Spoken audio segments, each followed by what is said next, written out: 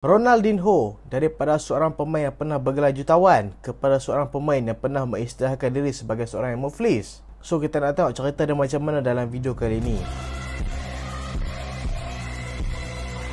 Assalamualaikum dan selamat datang ke Kepala Bola Studio. So hari ni, sembang player kali ni kita nak sembang pasal Ronaldinho. Dah lama dah sebenarnya sembang player ni tak ada kan. So kita nak wujudkan balik sembang player. Dan hari ni kita nak cerita pasal legenda bola sepak Brazil ataupun legenda bola sepak dunia yang memang dikenali dan juga diidolakan ramai, iaitu Ronaldinho. Ronaldinho macam kita tahu dia adalah seorang pemain sangat berjaya dekat Barcelona dan juga Brazil. Pernah memenangi 2 Ballon d'Or sebagai seorang player, memang kira boleh kata sukses lah. Tapi sebenarnya kalau kita tak cerita pasal kehidupan dia ni, banyak sebenarnya sakit daripada syok. So kita tengok macam mana. Ronaldinho de Assis Moreira lahir pada 21 Mac 1980 dan dikenali sebagai Ronaldinho Gaucho. Dan ni dikenali sebagai Ronaldinho disebabkan dia ni memiliki tubuh yang kecil ketika waktu dia kecil lah. Ketika dia join akademi, dia ni lah player-player kecil, so dia pun panggil dia ni Ronaldinho.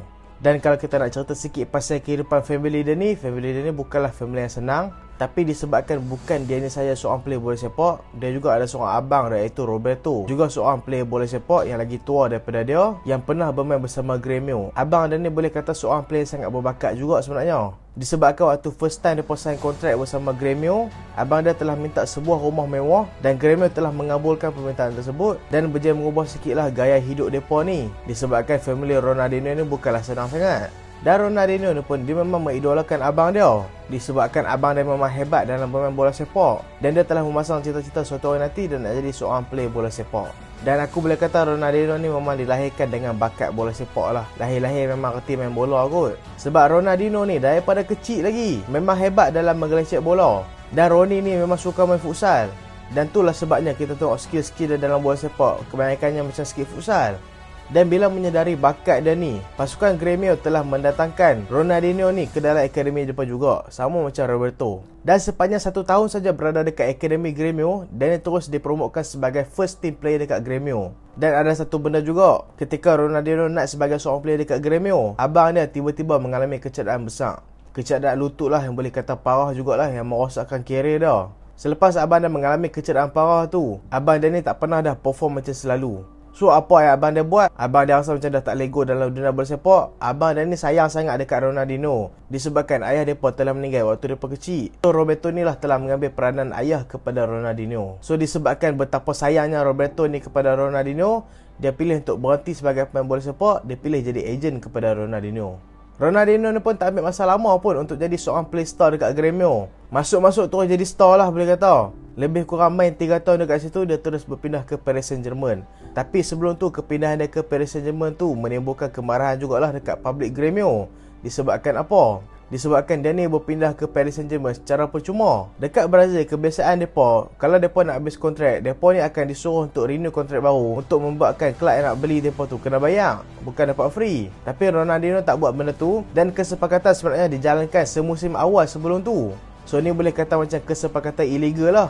Dan Grêmio pun telah membawa benda ni ke pengadilan untuk PSG, dan akhirnya benda tu settle. Ronaldinho tetap dapat main bersama Paris Saint-Germain juga. So bermulalah perjalanan Ronaldinho dekat Eropah. Ronaldinho main dekat Brazil sebagai seorang wonderkid yang sangat berjaya, dan dia telah membuktikan diri dia bersama Paris Saint-Germain. Aku boleh kata dalam 3 musim dia bersama Paris Saint-Germain tu, boleh kata sukses jugalah. Telah bermain 55 kali dan telah skor 17 gol. Tapi sebenarnya dekat Paris Saint-Germain ni pun, dia dah start buat masalah dah sebenarnya. Kalau pun nak tahu, Ronaldinho ni dia memang ada kebiasaan suka sangat pergi kelab malam. Dia ni suka sangat berhibur, sampai boleh kata tiap-tiap malam dia keluar habiskan duit dekat makanan mewah, lepas tu pergi kelab malam dan berjoli sampai ke pagi. So rutin ni memang tak bagus lah untuk seorang player bola sepak, tak kira lah bakat hantaran mana. Yang membuatkan time ni, coach PSG tentu iaitu Luis Fernandes, dia pun mengkritik lah Ronaldinho kan. Dia kata hang ni dah lah main bola, tapi gaya hidup tak macam main bola. Memang selalu Ronaldinho main training dalam keadaan yang mabuk dan juga dalam keadaan mengantuk. Ronaldinho pernah menipu, lambat main training, lambat gila main training. Dia bagi alasan dia pergi cabut gigi. Tak ada alasan lain ke nak bagi? Gigi juga hang bagi. Bila dia bagi alasan tu, Luis Fernandes pernah check dah, guna tim medik nak check gigi dah, memang betul dia ditipu. Tapi itulah kan Ronaldinho, seorang play star. PSG punya management, mereka ni backup Ronaldinho daripada coach mereka iaitu Luis Fernandes. Dan kita fast forward ke depan, Ronaldinho ni pun berpindah ke Barcelona. Tapi sebelum tu sebenarnya, kalau apa nak tahu, Ronaldinho ni sangat hampir untuk berpindah ke Manchester United. Tapi disebabkan hujan, disebabkan hujan je tak jadi kepindahan dia ke Manchester United. Sebenarnya tentu Manchester United dah jalinkan kesepakatan dengan Ronaldinho dah nak dapatkan dia daripada PSG. Sebab tentu Manchester United kan kelab besar. Mereka boleh dapatkan siapa-siapa mereka mau. Tetapi disebabkan hujan, benda ni tak jadi. Sebab Ronaldinho ni sebelum dia nak join satu kelab tu, dia kenalah tengok facility team tu, tengok training ground team tu kan. Tapi disebabkan hujan, benda ni tak jadi. Dan aku rasa benda ni walaupun Manchester United terlepas player sehebat Ronaldinho, tapi apa yang Sir Alex Ferguson buat, dia alihkan perhatian kepada seorang player berbakat besar, iaitu Cristiano Ronaldo. Aku rasa berbaloi lah kalau terlepas Ronaldinho untuk CR pun kan. Dan kita tahu lah kan lepas tu memang CR buat point kat MU sampai lah ni dia jadi star. Kita balik ke Ronaldinho balik. Sebenarnya Ronaldinho ni bukanlah target utama Barcelona. Sebab Barcelona ni sebenarnya tentu mereka targetkan David Beckham daripada Manchester United. Joan Laporta itu presiden Barcelona lah ni. Waktu tu tengah dalam election ataupun pemilihan calon untuk menjadi presiden dekat Barcelona. Dan dia menjanjikan untuk dapatkan David Beckham kalau dia menang sebagai presiden. Dan bila dia menang, dia cuba nak dapatkan David Beckham. David Beckham pun berpindahlah ke Sepanyol. Tapi bukan berpindah untuk Barcelona, dia pindah ke Real Madrid. Sebab tentu David Beckham memang tak ada hubungan yang baik dah dengan Manchester United. Disebabkan tentu kalau hampa ingat, Sir Alex Ferguson pernah sepak boot kena kepala dia. Sampai berjek mat dahi. David Beckham berkata dia ni pilih Real Madrid disebabkan apa? Disebabkan dia rasa dia ni jadi bahan calon pula kan. Kira kalau kawan tu menang, kawan tu beli dia. Macam manifesto punya pula kan. Dia tak suka jadi player macam tu. So dia pilih untuk pindah ke Real Madrid. Dan Barcelona pun pilihlah untuk beli Ronaldinho. Dan sebenarnya Ronaldinho ni pun mengidolakan Barcelona dah lama dah. Dia memang minat untuk main dekat Barcelona dah lama. Sebab apa? Sebab Barcelona ni ada banyak star-star Brazil yang pernah bermain dekat situ. Macam Ronaldinho, macam Romario, macam Rivaldo. So itulah sebabnya Ronaldinho kata, dan juga yang banyak buat keputusan abang dia lah iaitu Roberto. Abang dia kata tak apa, hang tak payah pindah PMU, hang pindah pergi Barcelona. Dan aku rasa keputusan tu adalah salah satu keputusan terbaik yang dia lakukan dalam hidup dia. Dia berpindahlah ke Barcelona. Dan ketika dia pindah ke Barcelona tu memang ramailah kata kan, Rooney ni pilihan kedua Barcelona lah. Lepas tu Roy Keane pun pernah kata, kalau hang ni tolak MU kena check balik lah kepala hang tu okey ke tak. Tapi yang paling pedih Real lah kan. Real kata Ronaldinho huduh. Depa compare dengan David Beckham pula. Kan David Beckham handsome, depa kata Ronaldinho tak handsome akan rosakkan nama brand. Kuajam tu Real Madrid yang kata macam tu kan. Tapi kita tahu apa yang jadi lepas Ronaldinho pindah ke Barcelona tu. Semua kita tahu apa yang jadi. Kita fast forward ke depan lagi. Barcelona dan juga Ronaldinho memiliki kejayaan sangat hebat. Dan kalau hampa nak tahu, sebelum kedatangan Ronaldinho ni dekat Barcelona, Barcelona ni bukanlah Barcelona yang kuat. 6 tahun tak pernah menang Liga. Tapi selepas kedatangan Ronaldinho dan juga Frank Rijkaard, mereka ni datang dalam tahun yang sama. Mereka ni sama-sama telah berjaya mengubah Barcelona untuk menjadi pasukan yang kuat. Dan akhirnya berjaya juga memenangi Liga buat kali pertama sejak 6 musim. Dan aku boleh kata kisah cinta Barcelona dan juga Ronaldinho memang hebat lah. Pernah sekali, Ronaldinho ni call Iniesta. Ni Iniesta sendiri cerita dalam autobiografi dia. Iniesta kata, pukul 3 pagi mak Ronaldinho call. Berapa hari sebelum game El Clasico. Dia call, dia kata, hello Iniesta. Pukul 3 pagi dia kata, aku tahu ni pukul 3 pagi. Tapi aku nak bagi tahu kat hang ni, Jun nanti aku kena berpindah ke Real Madrid. Mereka tawarkan aku kontrak dengan sangat mahal. Dan aku rasa aku tak boleh tolak benda ni. Disebabkan apa, hantarlah kan. Aku perlukan kewangan yang lebih. Lepas tu Ronaldinho kata, aku harapkan hang tak cerita dekat orang lain. Lepas tu dia kata apa? Aku harapkan hang tak cerita dekat kawan-kawan lain dekat ruang ganti kita. Biar kita dua je tahu, aku percaya sangat dekat hang. So Iniesta pun diam lah. Habis-habis call tu esok pagi dia training macam biasa. Beberapa hari berjalan sebelum start El Clasico. Dan sebelum start game El Clasico, Ronaldinho dia masuk dalam ruang ganti pasukan dan dia beritahu. Dia kata, hari ni aku dah tahu siapa keluarga aku yang sebenar. Dia beritahu, aku call hampa semua dalam lewat malam untuk beritahu kepindahan aku ke Real Madrid. Yang sebenarnya benda tu palsu je. Dan bila masuk ke training ground, tak ada seorang pun bocorkan benda tu. Dan dia rasakan mereka ni memang family dia. Dan dia berkata, mereka ni lebih memilih untuk menderita dalam diam daripada menjadi seorang pengkhianat. So itulah permainan minda Ronaldinho membuatkan Barcelona ni menang 3-0 ketika berapa El Clasico tu. Dan aku boleh kata Ronaldinho ni memang magic lah dekat Barcelona kan. Pernah lawan dekat Real Madrid, perform gila-gila.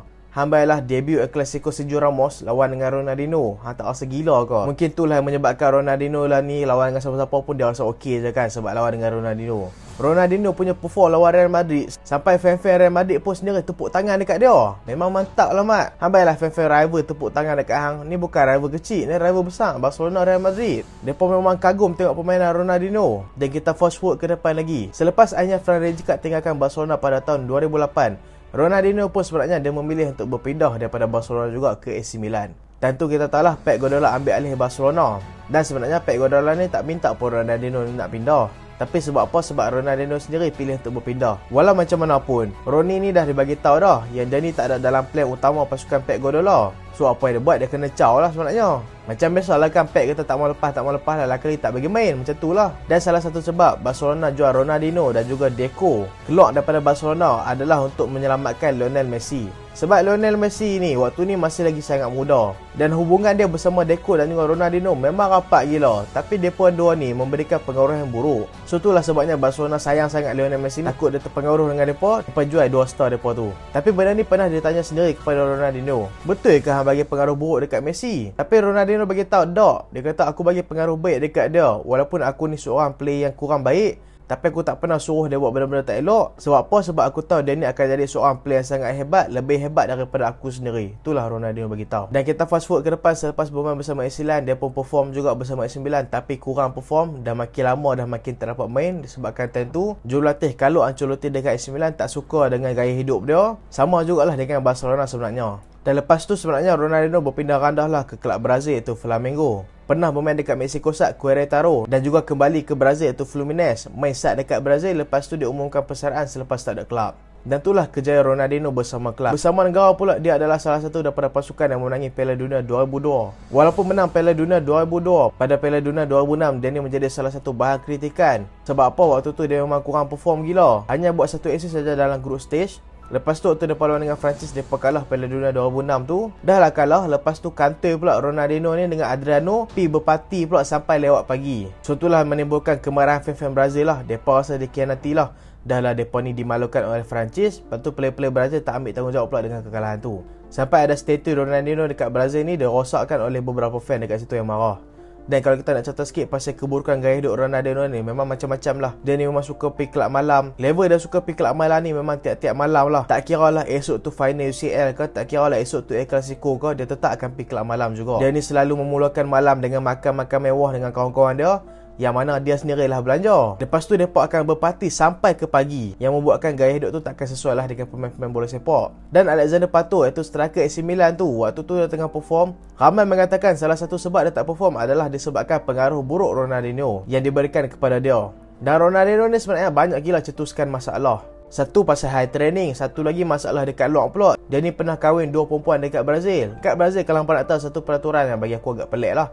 Hang tak boleh kahwin lebih daripada seorang perempuan. Dia sampai kena cerai salah seorang perempuan tu, kena bayar pampasan pula. So rugi dekat dia. Dan dia ni pernah hilang tajaan Coca-Cola sebab minum Pepsi dekat press conference. Hang ni pening betul lah Ronaldinho kan. Tajaan tu bernilai 750,000 setahun tau. Dia hilang macam tu je. Dia minum dekat press conference, membuatkan tu macam offense lah dekat Coca-Cola. Sebab apa? Sebab dia ni atlet Coca-Cola tapi minum Pepsi. Dan Ronaldinho ni memang boleh kata keliling hutang lah. Memang keliling pinggang dia hutang. Dia ni pernah daripada seorang jutawan, pernah ada dekat akaun bank RM5 je, 5 pound lah. Memang boleh kata agak teruk lah. Dan kita boleh kata kemuncak kepada kejatuhan dia ni adalah dia masuk penjara disebabkan pemalsuan dokumen, iaitu pasport palsu. Dia ikut abang dia pergi masuk Paraguay. Tapi Ronaldinho sendiri bagi tahu yang dia ni tak tahu pun ya abang dia gunakan pasport palsu dengan dia. Sebab dia bagi tahu dari dulu lagi dia percayakan dekat abang dia. Tapi benda tu dia pun tak percayalah. Sebab member time kena tangkap dia umur 40 tahun dah mat. Takkanlah tak tahu lagi. Kena study jugalah kan. Anak pilot negara tak tahu pasal apa kan. Dan kena tangkap sepatutnya dia ni kena masuk penjara dalam masa 4 bulan. Tapi akhirnya permintaan dia untuk berkurung dalam rumah ni berjaya juga. So dia duduk dekat penjara tu dalam masa 32 hari saja. Tapi bila duduk dalam penjara 32 hari tu seronok lah kan. Masuk tournament futsal dapat menang babi.